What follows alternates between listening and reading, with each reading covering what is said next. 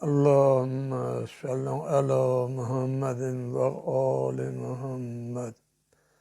Euzu billahi mineşşeytanirracim. Bismillahirrahmanirrahim. Esselamu aleyküm ve rahmetullahi ve berekatuhu. Allah'ın salavat ve selamı cümlenizin üzerine olsun. Allah Teala cami ettiğiniz ibadetleri kabul etsin. İşlerinizi avand eləsin. Dünənki söhbətdə orada qaldıq ki, yəni istəyirəm bu söhbəti tamamlayım. Sonra yenə də inşallah dua məsələsinə, bəzi vacibətlər məsələsinə qayıdacağım. Bərəvayət Riyaz-əl Şəhadə və Müftahul Büka Həzrət buyurdu, ya Cəfər, bir qədər bundan irəli cəddim Rəsul-i Xudanı yuxuda gördüm. Məni bağrına basıb alnımdan öpüb mənə buyurdu. Ya Hüseyin, həqiqətən Allah Teala istəyir səni başı kəsilmiş şəhid görsün ki, qanına bələşibsən və saqqalın öz qanına bələşib və daldan kəsilibsən və belə ki, istəyir ki, sənin əhli əyalın əsir olub, naqələrə, yəni dəvələrə suvar olub, səhralarda və şəhərlərdə avara olalar. Dünənki söhbətimizin sonu burada qutardı. Bugünkü mövzu belə başlayır, mütərcim. Burada bir məsələni yadınıza salım ki, biləsiniz ki, İmam Hüseyin əleyhissalama Kərbəlada şəhid olmaq məsələsi vacib olmamışdı. Yəni imamın talihinə Kərbəlada hökmən şəhid olmaq yazılmamışdı. Sadəcə imamın Kərbəlada şəhid olmasını Allah Teala istədiyinə görə İmam Hüseyin əleyhissalam bu hadisələri hələ irəlidə dediyimiz kimi ərz günündə və ya ruhlar aləmində özü öz istəyi ilə qəbul etmişdi. Çünki əgər insanlardan kimsə şəfaət bayrağını götürməsə idi, yəni şəhadəti qəbul etməsə idi, Allah Teala bəlkə də bütün bu insanları yaratmayacaqdı. Hələ bu səbəbə də imamın şəhadətinin dəyəri vardır. Yəni İmam Hüseyin əleyhissalam özü qəbul etdi bu şəhadəti. Əks təqdirdə imamın talihində bu hökmən yazılmalı olsa idi, onda bu şəhadətin dəyəri olmazdı. Yəni onda belə məlum olardı ki, İmam Hüseyin əleyhissalam məcburiyyət üzündən, yəni könüllü olmadan bu işlər onun başına gəlib. Çünki təqdirdə, hökmən olduqda bu insanın özündən asılı olmayaraq o işi əmələ gətirmiş olur. Bunu hər bir insan edə bilər. Amma insanın öz istəyi ilə bir işi etməsi tamam başqa bir məsələdir. Burada insan nə etsə, yəni Allaha xatir etmiş hesab olunur. Yəni öz istəyi ilə Allaha xatir o işi etdi. Yəni daha açıq belə deyək ki, imamın hərəkatı, öldürülməsi və ailəsinin əsirliyi qəza və qədərlə və Allahın istəyinə uyğun olsa, onda deməli o həzrətin öldürülməsi icbari, ixtiyarsız və qaçılması mümkün olmayan bir hadisə sayılardı. Yəni Allahın istəyi, iradəsi və yazısı belə imiş. Bu noyu düşünsək, yəni insan necə ki, məcburiyyət üzündən sənni dördə, səndən asılı olmara dünyaya gəlirsən və ya dünyovu dəyişirsən, onda İmam Hüseynin şəhadətinin heç bir dəyəri olmazdı. Bu məsələni daha da aydın izah edirəm ki, bu məsələni daha yaxşı biləsiniz. Allah Teala'nın iradəsi və yazısı bəzən təkvini olur və bəzən isə təklifi. İndi bunları sizə izah edəcəyəm. Allahın təkvini, iradəsi və yazısı insanların ixtiyar dairəsindən xaricdir. Yəni, insanın öz ixtiyarında deyil. Və insanlar bu yazının qarşısında məcbur və naçardırlar. Məsələn, insanın dünyaya gəlməsi və ya ölməsi kimi.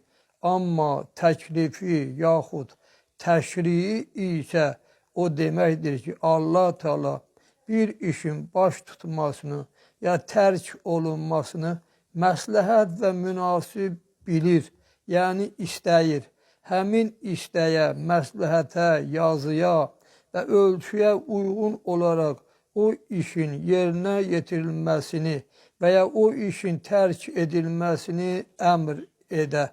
Lakin bu ilahi iradənin, yəni Allah Teala'nın istəyinin, yazının, bu əmrin və nəhyin, çəkindirmənin olmasına baxmayaraq o işi yerinə yetirmək və ya o işi tərk etmək ixtiyarını Allah Teala insanların öz öhdələrinə qoyur.